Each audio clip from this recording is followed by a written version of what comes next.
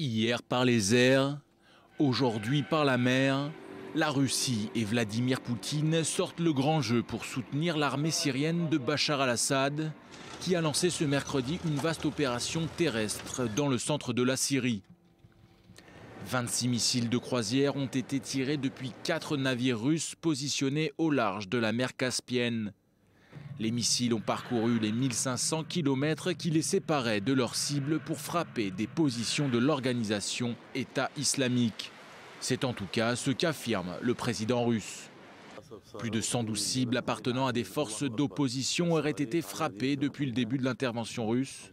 Mais certaines cibles posent problème, et notamment au Premier ministre turc qui remet en cause les intentions de la Russie et qui a demandé à ce que l'espace aérien de son pays soit respecté.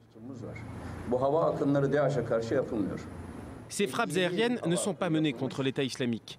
Selon mes informations, seulement 2 frappes sur 57 auraient été menées contre le groupe terroriste. S'il y a un combat contre Daesh, nous pouvons le mener ensemble, mais si ces frappes sont menées contre des forces d'opposition modérées ou contre des civils près de la frontière turque et que cela déclenche un nouvel afflux de réfugiés, là nous avons un problème et il faut en discuter.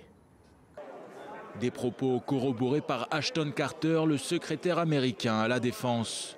Pour les États-Unis, les cibles visées par la Russie ne sont pas les bonnes. Malgré ce qu'ils disent, nous n'avons pas accepté de coopérer avec la Russie tant qu'ils continuent à poursuivre une stratégie erronée et à frapper ses cibles.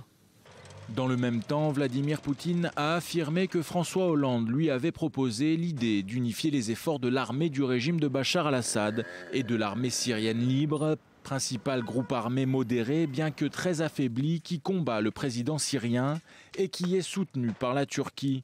Mais cette proposition n'a jamais eu lieu selon l'entourage du président français, pour qui l'avenir de la Syrie passe par le départ de Bachar al-Assad.